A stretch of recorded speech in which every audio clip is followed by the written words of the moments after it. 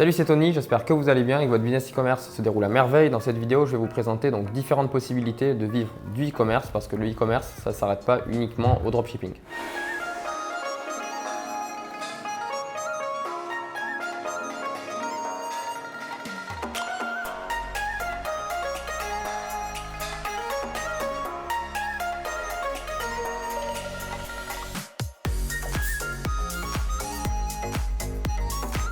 Le e-commerce, c'est simplement le fait d'avoir des transactions commerciales qui se font via Internet, et le dropshipping, c'est le fait de faire en gros du e-commerce sans stock. Donc ce sont des modèles qui fonctionneront toujours, donc que ce soit le dropshipping ou le e-commerce, qui est simplement un business model dans le e-commerce. Et ça fonctionnera toujours, simplement donc les différentes stratégies, les méthodes, les techniques qui vont évoluer, c'est tout à fait normal. Donc voilà. Donc avant de vous présenter les différents business models dans le e-commerce, donc pour pouvoir après vivre du e-commerce, etc., je tenais vraiment à vous rappeler une chose. Dès que vous maîtrisez du marketing, donc sur cette chaîne on vous présente donc tout ce qui est e-com liberté, donc liberté par rapport au e-commerce, mais il y a aussi donc le marketing dedans qui est très important. Et donc le marketing, c'est quelque chose d'extrêmement important. Si vous maîtrisez le marketing et différents vecteurs de trafic pour vendre et promotionner vos produits, vos différentes offres marketing ou autres, et bien tout simplement vous pourrez vivre du e-commerce via les différents business models qu'on va présenter ici. Donc le premier business model, c'est un business model via l'affiliation. Donc l'affiliation, c'est-à-dire que vous allez promotionner des produits de d'autres personnes, donc qu'ils soient physiques ou virtuels. Donc ça aussi, c'est important de le prendre en compte. Dans le e-commerce, vous pouvez vendre des produits physiques ou des produits virtuels. Voilà, e-commerce, c'est simplement une transaction commerciale qui se passe via Internet. Donc l'affiliation, très intéressant pour les personnes qui souhaitent débuter. Il y a des points forts et des points faibles dans tous les business models. Celui-ci, donc dans l'affiliation, les points forts, ça va être le fait que vous n'ayez pas à créer votre produit physique ou votre produit virtuel. Vous pouvez directement le vendre dans la foulée. Vous n'avez pas non plus de SAV, ou alors il est très limité, et vous avez des millions d'opportunités si ce n'est pas uniquement via des plateformes d'affiliation. Ça peut être aussi via, on va dire, des particuliers ou des petits professionnels qui ont simplement une formation en ligne à vendre sur un sujet défini, une formation sur le yoga, une formation sur je sais pas, le e-commerce par exemple, sur le marketing, sur un vecteur de trafic en particulier, ou alors l'affiliation sur des produits physiques, par exemple sur des consommables, des produits du vêtement, voilà. Donc ça dépend. Donc il y a énormément de possibilités de vente. Vous pouvez contacter ces personnes pour voir s'ils font de l'affiliation et s'ils ont des programmes d'affiliation. Aujourd'hui, il y a beaucoup de personnes qui ont des programmes d'affiliation dans différents secteurs, dans des millions de secteurs. Donc voilà, vous avez beaucoup de produits à promotionner. Voilà en gros pour les points positifs, c'est facile à mettre en place, ça va assez vite. Pour les points négatifs, vous avez une maîtrise qui va être assez faible parce que déjà vous ne maîtrisez pas le produit en question. Si demain il y a des problèmes avec ce produit, ou que la personne arrête ce produit, ou que la plateforme ne fait plus la promotion de ce produit, et bien automatiquement vous n'aurez plus ce produit à vendre. Tout ce que vous avez créé auparavant, les tunnels de vente, les flows d'email, etc., le marketing, tout ça, et ben ça va être obsolète parce que le produit sera plus disponible. Donc voilà, pas une énorme maîtrise par rapport à ça sur le long terme au niveau des différents produits. Au niveau des plateformes d'affiliation, ou quand vous passez par des personnes qui ne sont pas des plateformes d'affiliation mais par exemple des particuliers ou des petits professionnels, et ben voilà. Au niveau des commissions, peut-être qu'ils vont payer au bout de 60 jours, peut-être qu'ils vont payer au bout de 30 jours, peut-être ça va être assez difficile de récupérer vos paiements, faites attention à ça. Donc voilà, je préférais le préciser parce que ça peut être un gros point négatif de ne pas avoir les paiements en temps voulu. Donc ça, il faut faire attention. Et le dernier point, donc nous on est en e-commerce, ce qu'on aime bien faire, c'est lancer des sites e-commerce et après les revendre. Donc là, le dernier point négatif de l'affiliation, ça va être le fait que c'est une valeur à la revente qui va être très faible. Sauf si par exemple vous avez du trafic organique, mais comme les produits ne vous appartiennent pas, etc., voilà, ça ne va pas être aussi important que si vous avez créé votre propre marque en e-commerce, et ça on y viendra donc juste après. Le deuxième business model, ça va être donc des produits virtuels ici, mais plus des e-books via KDP, donc Kindle Direct Publishing sur Amazon. C'est le fait de faire créer ou de créer soi-même des e-books et ensuite de les vendre via Amazon. Vous pouvez aussi les vendre via des tunnels de vente comme nous on le fait sur un e-book qu'on a qui est un e-book consacré au CBO, donc Campaign Budget Optimization sur Facebook. E-book très intéressant, vous pouvez le télécharger dans la description. Donc les e-books, c'est intéressant pour une chose, parce que déjà, une fois que c'est créé, ça se vend tout seul. Ensuite, une fois que vous avez créé donc, le tunnel de vente, que c'est mis par exemple sur Amazon ou autre, et bien, ça se vend tout seul, en automatique. Il n'y a aucune logistique derrière, ce n'est pas vous qui vous en occupez. C'est très simple, vous le créez une fois, vous pouvez le vendre des millions de fois. C'est vraiment différent des produits physiques. Donc voilà, business model extrêmement intéressant et surtout semi-automatique, voire vraiment quasiment 100% automatique. Donc le business model des e-books, ça peut avoir des marges correctes. Après, ça va dépendre de ce que vous utilisez, des types de e-books que vous allez vendre. C'est sûr qu'un e-book sur le Make Money, vous allez vendre plus cher qu'un e-book sur le yoga par exemple, donc que sur Amazon. Donc voilà, après ça va dépendre de ça au niveau des marges et des profits que vous allez pouvoir faire. Donc il y a peu de logistique. Une fois que vous avez créé le e-book, que c'est mis sur Amazon ou que vous avez créé votre tunnel de vente avec les différents flots d'email et que c'est en cours et que vous avez juste à envoyer en fait du trafic sur ces pages de vente ou sur ces landing pages, après derrière, c'est bon, c'est automatique, ça s'envoie de manière automatique directement par email. Donc voilà, c'est vraiment super. Il y a aussi donc très peu de SAV par rapport à tout ça, sauf si c'est des e-books qui sont très poussés, très pointus sur de la technique par exemple. Et ensuite, scalabilité très simple, voilà, très facile de scaler votre business, de scaler ces e-books. Il n'y a pas de limite de stock. Là, c'est vraiment illimité. Vous le faites créer une fois et vous pouvez le vendre à des millions et des millions d'exemplaires. Donc ça, c'est très intéressant parce que c'est dématérialisé. Les quelques points négatifs des e-books, ça va être donc déjà que si vous souhaitez écrire votre propre e-book, ça va prendre du temps. Ensuite, il faut aussi des compétences. Moi, ce que je vous conseille de faire, si vous souhaitez partir sur ce business model, c'est de ne pas créer vos e-books, sauf si ça vous tient à cœur de créer votre livre, etc. Mais c'est de ne pas les créer, c'est de les déléguer à des ghostwriters. Donc, c'est des personnes, c'est des écrivains fantômes qui vont écrire pour vous le e-book, tout le contenu du e-book. Vous lui partagez simplement le plan et eux vont créer donc pour vous tout le business, enfin tout le e-book, tout ça, tout le contenu. Donc ça, c'est super. Au moins, vous n'allez pas le faire vous-même. Après, vous prenez un proofreader, c'est une personne qui va corriger les fautes. Que le ghostwriter a peut-être pu faire et à ce moment-là, voilà, plus de fautes, le e-book est fait, vous demandez à un designer, un graphiste de vous faire la couverture et c'est fait, voilà, tout est good, dans un mois c'est plié, vous avez un e-book et vous pouvez faire ça avec plusieurs ghostwriters sur plusieurs types de sujets, voilà, et vous faire comme ça une bibliothèque d'e-book que vous allez mettre ensuite sur Amazon ou que vous allez vendre après sur un site e-commerce classique. Donc un autre point négatif par rapport au e-book, c'est que c'est assez facile à copier, c'est facile à plagier, donc voilà, c'est un point négatif qu'il faut quand même prendre en compte. Le troisième business model du e-commerce, donc que vous pouvez créer si vous souhaitez vivre du e-commerce, c'est de vendre sur des marketplaces. Ça va être donc de vendre sur par exemple Amazon FBA, Cdiscount, etc. Ça va être intéressant parce que dans un premier temps, vous n'avez pas besoin de créer une plateforme e-commerce, donc un site e-commerce, etc.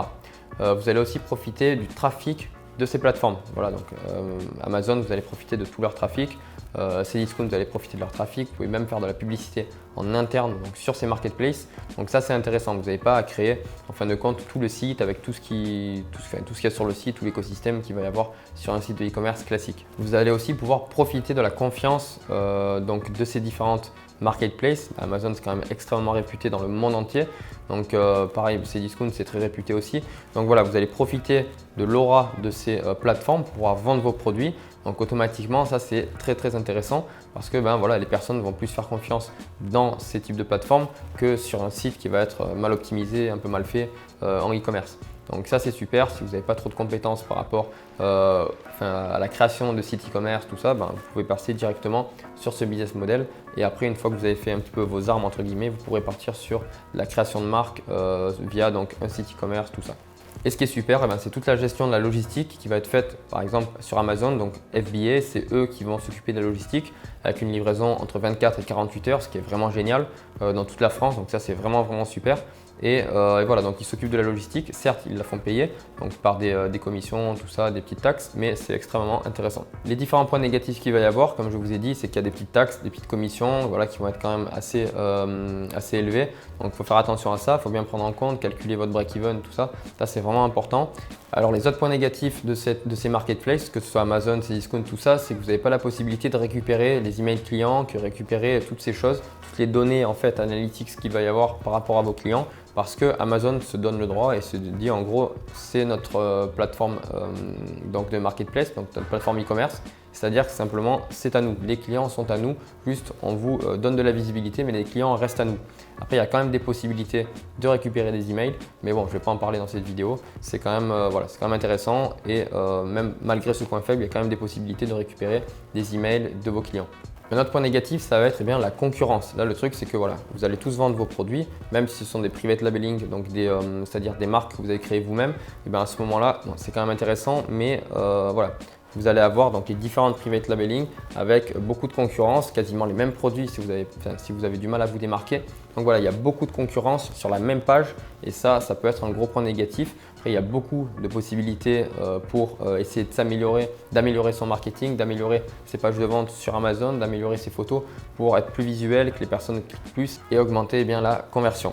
Et le dernier point, ça va être le fait d'être dépendant de cette plateforme. Tout simplement, demain Amazon ferme. Bon, je ne pense pas que ça va fermer demain, mais demain Amazon ferme.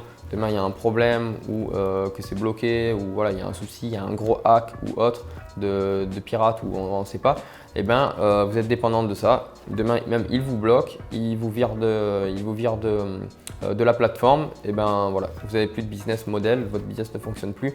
Donc voilà, c'est pour ça que c'est important aussi de prendre les différents points faibles en compte pour essayer d'arranger ça au mieux si jamais il y a un gros blocage ou un problème dans ce cas-là.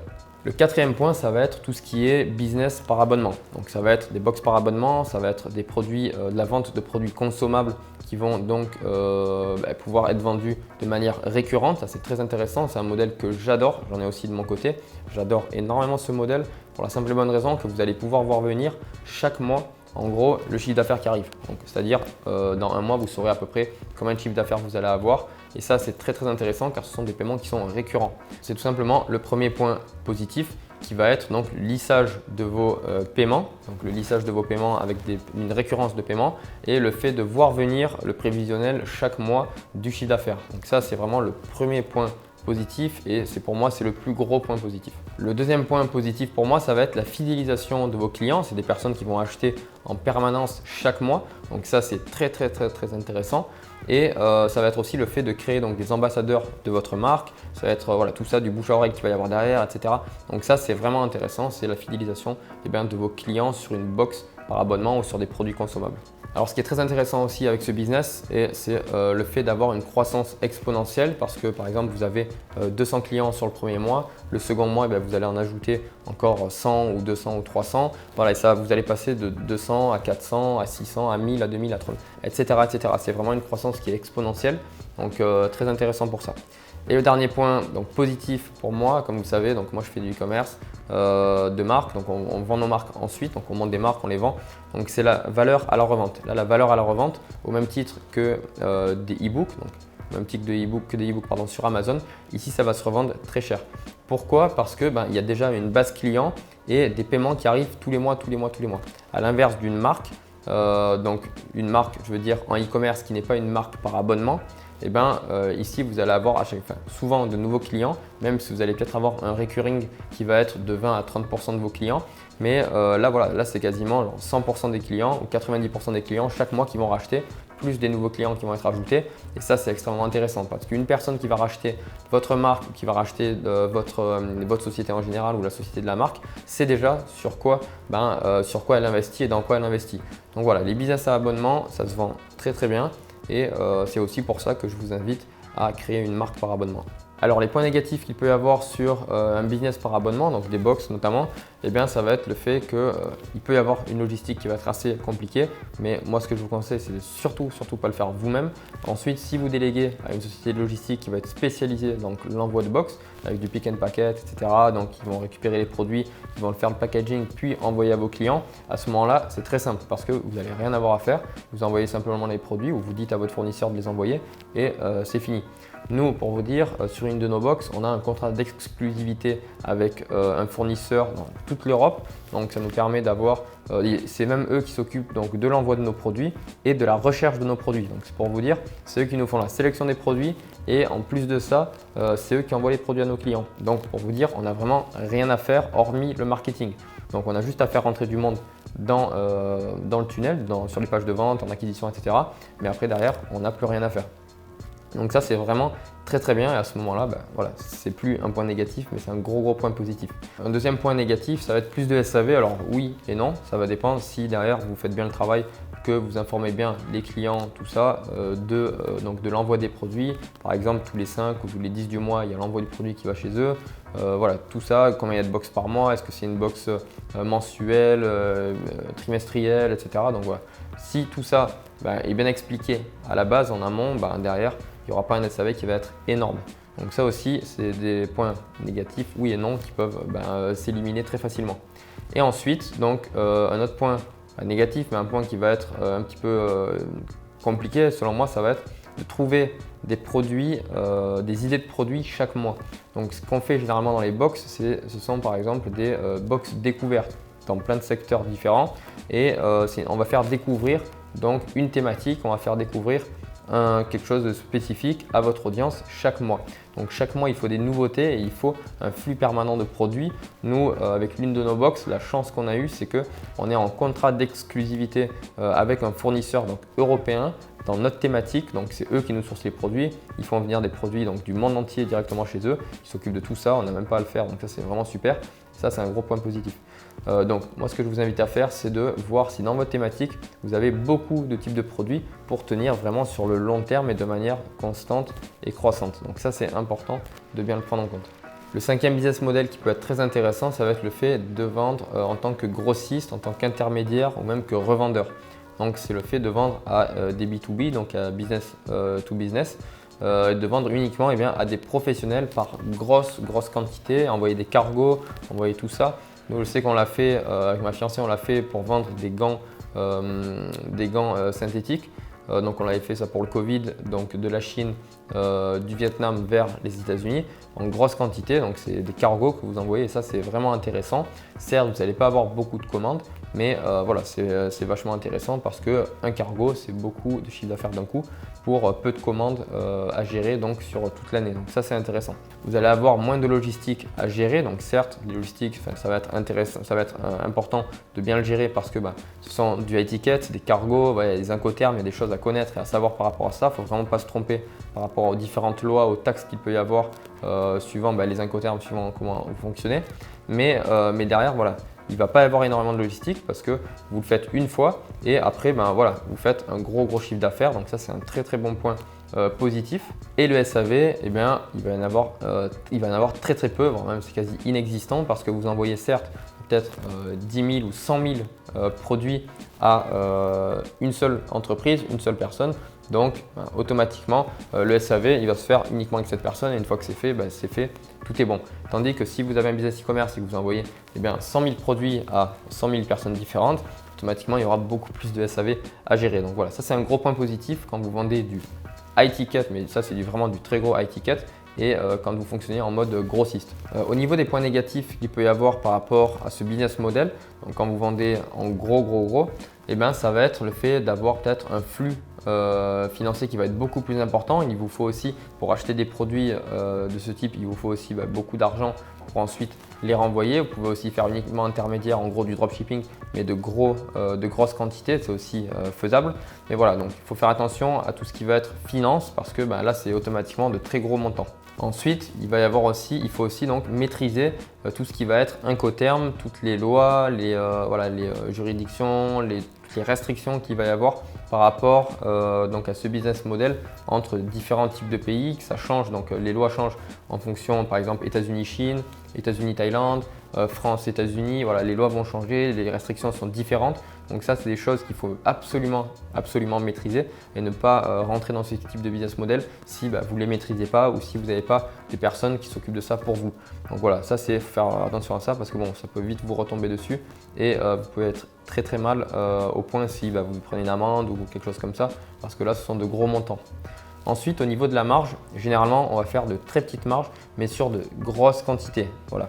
Donc, la marge, en fin de compte, le profit va se faire plutôt sur la quantité que sur un produit en particulier et des grosses marges sur un produit en particulier. Là, ça va vraiment se faire sur la quantité. Donc, c'est un point négatif et positif, vous le mettez dans le camp que vous voulez. Mais voilà, la marge va vraiment se faire sur la quantité. Et le 6e business model, c'est le dropshipping ou la création de marques, donc le e-commerce, en dropshipping avec le business model du dropshipping vers une transition en marque Ça, c'est ce qu'on fait nous, c'est ce que je conseille, c'est ce que moi aussi je préfère. Les autres business models fonctionnent très bien aussi. Tous les business models que j'ai énoncés dans la vidéo, je les ai faits. Voilà, je les ai faits, ils fonctionnent très très bien. Je vous invite aussi à les faire en parallèle si vous avez l'équipe, si vous avez le temps et si vous avez les compétences de faire aussi les autres business models. Mais pour moi, le dropshipping, c'est vraiment la meilleure chose pour débuter en e-commerce. Pourquoi? Parce que vous débutez sans stock. Comme je dis souvent et dans plusieurs vidéos, il n'y a pas que la Chine pour faire et AliExpress pour faire du dropshipping. Apportez toujours de la valeur, une valeur maximum à vos offres, à votre marque et à vos produits pour votre audience. Donc ça, c'est très important. Prenez pas uniquement un produit, vous l'envoyez sur votre site, vous vendez et terminé. Non. Il faut absolument apporter de la valeur, beaucoup de contenu, ajouter de la valeur à vos offres pour que votre audience achète, et ça c'est le plus important en dropshipping. Alors les points négatifs du dropshipping, déjà c'est qu'il n'y a pas de stock, donc tout le monde peut se lancer quasiment avec peu d'argent, je ne vais pas dire pas d'argent mais peu d'argent, donc voilà, ça va être 1500, 2000 euros au minimum, c'est bien pour se lancer. Formez-vous aussi, c'est très important. Donc bon, point positif, c'est qu'il n'y a pas de stock, que quasiment tout le monde peut se lancer s'ils en ont l'envie et quelques compétences, parce que vous n'êtes pas dans l'obligation d'avoir beaucoup de compétences, vous pouvez les apprendre petit à petit. Un autre point positif du dropshipping, du e-commerce, c'est que vous allez apprendre beaucoup de métiers, de sous-métiers dans le e-commerce, dans le dropshipping en général. Vous allez apprendre à designer vos sites, à créer des sites, à faire des publicités, à créer votre marketing, à créer toutes ces choses. Vous allez apprendre tout ça et c'est plein de métiers qui peuvent ensuite être monétisés derrière, plein de compétences qui peuvent être monétisées derrière grâce au dropshipping. Si demain vous en avez marre, vous avez marre du e-commerce, vous pouvez toujours monétiser les compétences que vous avez acquises pendant ces dernières années que vous avez fait du e-commerce ou du dropshipping. Le dropshipping, c'est intéressant donc de débuter en drop sans stock parce qu'il n'y a pas d'invendu. Vous n'allez pas avoir du stock sur les bras, tout ça. Donc ça, c'est important de bien le prendre en compte. C'est le gros point fort du dropshipping. Vous avez énormément et des millions de produits à tester, que ce soit du high ticket, du low ticket, en dropshipping, produits physiques.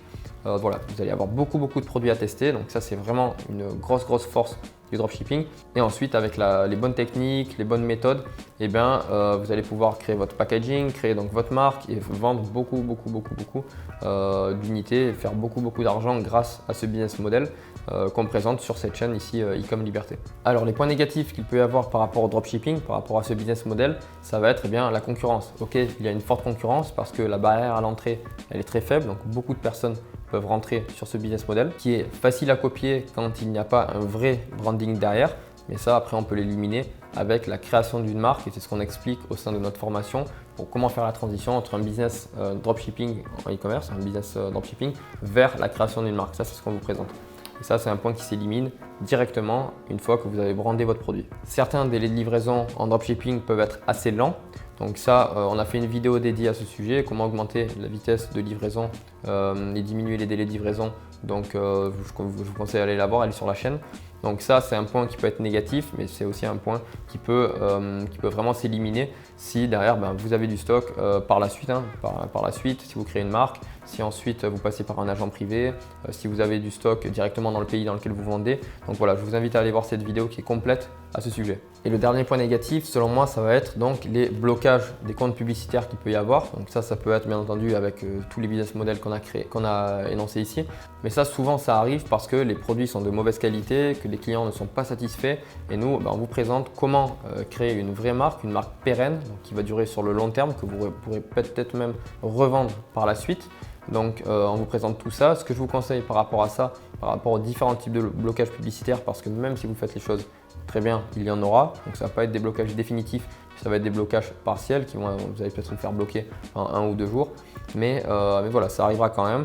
Mais voilà, la seule chose que je peux vous conseiller par rapport à ça, pour limiter ce point négatif qui sont les blocages des comptes publicitaires, ça va être de faire du multi-vecteur de trafic, c'est-à-dire de surfer à la fois sur Facebook Ads, Google Ads, Snapchat Ads, etc.